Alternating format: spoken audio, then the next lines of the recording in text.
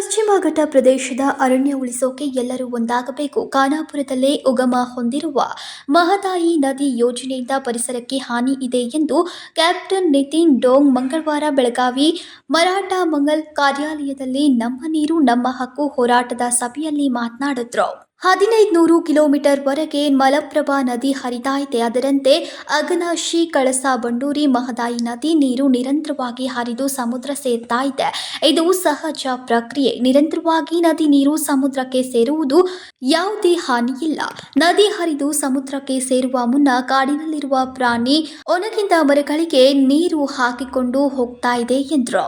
ಪ್ರಶ್ನೆ ಏನದಪ್ಪ ಅಂದ್ರೆ, ಕುಡಿಯುವ ನೀರಿನ ಕೊರತೆ ಇದ್ರೆ ಆಗ್ಲೇ ಸ್ನೇಹಿತರು ಹೇಳಿದ್ರು, ಏನು ಸರ್ಕಾರಕ್ಕೆ ವರದಿ ಏನು ಬಂದದಪ್ಪ ಅಂದ್ರೆ 2041 ಇಸ್ವಿವರೆಗೆ ಧಾರವಾಡ ಹುಬ್ಬಳ್ಳಿಗೆ ಕುಡಿಯುವ ನೀರಿನ ಕೊರತೆ ಇಲ್ಲ. ಮತ್ತೆ ನೀವು ಕುಡಿಯುವ ನೀರಿನ ಸಲುವಾಗಿ ಮಾಡ್ತೇನೆ ಅಂತಂತೀರಿ ಅಂದ್ರೆ ನೀರಿನ ಕೊರತೆ ಅದ ಅನ್ನೋದು ಒಪ್ಕೊಳ್ತೀರಿ.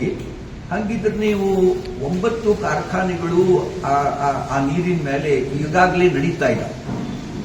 ಇನ್ನೂ 9 ಕಾರ್ಖಾನೆಗಳಿಗೆ ಅನುಮತಿ ಕೊಡುವ ತಯಾರಿಯೊಳಗೆ ಇದ್ದೀರಿ. ಒಂದು ಶಂಕುಸ್ಥಾಪನೆ ಮೊನ್ನೆ ಆಯಿತು. ನಮ್ಮ ಬೆಳಗಾವಿಯ ಮಿನಿಸ್ಟರ್ ಅವರ ಮಗನ ಹೆಸರಲ್ಲೇ ನೀವು ಓದಿರಿ. ಅದು ಕುಡಿಯುವ ನೀರಿನ ಕೊರತೆ ಇರುವಾಗ ನೀವು ಸಕ್ಕರೆ ಕಾರ್ಖಾನೆ ಒಂದು ಶಂಕುಸ್ಥಾಪನೆ, ಇನ್ನೂ 8 ಆಗುವ. ಇದು ಇವು ಎಷ್ಟು ಸುಳ್ಳು ಹೇಳಿಕತ್ತಾರ ಅನ್ನೋದಕ್ಕೆ ಇದೊಂದು ಉತ್ಕೃಷ್ಟ ಉದಾಹರಣೆ ಅಲ್ಲ. ಆ ನಿಟ್ಟಿನೊಳಗೆ ನಾವು ನಮ್ಮ ನೀರಿನ ಕಾಳಜಿಯಿಂದ ವೈಜ್ಞಾನಿಕವಾಗಿ ಸತ್ಯ ತಿಳ್ಕೊಂಡು ಇದನ್ನು ವಿರೋಧ ಮಾಡುವ ಸಲುವಾಗಿ ಮಾಡಬೇಕಾಗಿದೆ. ಮತ್ತೆ ಹಿಂದೆ ಹೋಗ್ತೀನಿ. 40 ವರ್ಷ ನಾವು ಮಾಡಿದ್ದು, ಇವತ್ತು ನೀವು ಇದನ್ನ ಮತ್ತೆ ಯಾಕೆ ಜನ ಕೇಳ್ತಾರೆ, ಇವತ್ತು ಯಾಕೆ ನೀವು ತೆಗೆದಿಲ್ಲ? ಇವತ್ತು ತೆಗೆದಿಲ್ಲ ಮಾರಾಯರೆ, ನಾವು 40 ವರ್ಷದಿಂದ ಇದನ್ನ ಮಾಡ್ತಾ ಇದ್ದೀವಿ. ಇವತ್ತು ಏನಾಗಿಬಿಟ್ಟದ, ರೈತರು ಜಾಗೃತರಾಗ. ಇಲ್ಲಿವರೆಗೆ ರೈತರಿಗೆ ಏನ್ ಅನಿಸ್ತಿತ್ತು, ಇವರು ಪರಿಸರವಾದಿಗಳು ನಮ್ಮನ್ನು ಬೈತಿದ್ರು. ಪರಿಸರವಾದಿಗಳು ಅಂದ್ರೆ ಬೈಗಳ, ಪರಿಸರವಾದಿಗಳು ನಮಗೆ ಅಭಿವೃದ್ಧಿ ಮಾಡಕ್ ಕೊಡುವುದಿಲ್ಲ ಅಂತೇಳಿ ಅಂತಿದ್ರು. ಈಗ ಜನರಿಗೆ ಗೊತ್ತಾಗ್ಲಿಕ್ಕತ್ತದ. ಪರಿಸರವಾದಿ ದಿಲೀಪ್ ಕಾಮತ್ ಮಾತನಾಡಿ, ನದಿಗಳು ನಿರಂತರವಾಗಿ ಹರಿತಾ ಇರಬೇಕು. ಖಾನಾಪುರ ಅರಣ್ಯ ಪ್ರದೇಶದಲ್ಲಿ ಸಾವಿರಾರು ಮರಗಳು ಕಡಿದು ಮಹದಾಯಿ ಯೋಜನೆ ಅನುಷ್ಠಾನ ಮಾಡುವುದು ಬೇಡ ಎಂದರು. ಪಶ್ಚಿಮ ಘಟ್ಟ ಪ್ರದೇಶಗಳನ್ನು ಉಳಿಸುವ ನಿಟ್ಟಿನಲ್ಲಿ ಪರಿಸರವಾದಿಗಳು ಹೋರಾಟ ನಡೆಸಿದ್ದಾರೆ. ಖಾನಾಪುರ ಅರಣ್ಯ ಪ್ರದೇಶದಲ್ಲಿ ಅತಿ ಸೂಕ್ಷ್ಮ ಪ್ರದೇಶ ಇದೆ. 2041 ಧಾರವಾಡ ಜಿಲ್ಲೆಗೆ ಕುಡಿಯುವ ನೀರಿನ ಸಮಸ್ಯೆ ಇಲ್ಲ.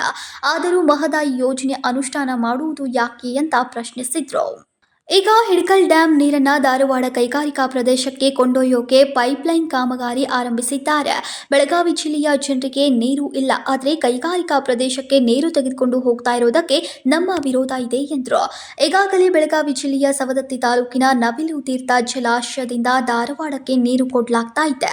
ಈಗ ಹಿಡಕಲ್ ಜಲಾಶಯದ ನೀರು ಧಾರವಾಡ ಕೈಗಾರಿಕಾ ಪ್ರದೇಶಕ್ಕೆ ಕೊಂಡೊಯ್ಯೋಕೆ ಕಾಮಗಾರಿ ಮಾಡಿ ಬೆಳಗಾವಿ ಜನರಿಗೆ ಅನ್ಯಾಯ ಮಾಡ್ತಾ ಇದೆ ಎಂದರು. ಇನ್ನು ಈ ಸಂದರ್ಭದಲ್ಲಿ ಅನೇಕರು ಉಪಸ್ಥಿತರಿದ್ದರು. ಸಂಕಲ್ಪ ಶಿಂದೆ, ಕೆಎಂಎಂ ಕನ್ನಡ ನ್ಯೂಸ್, ಬೆಳಗಾವಿ.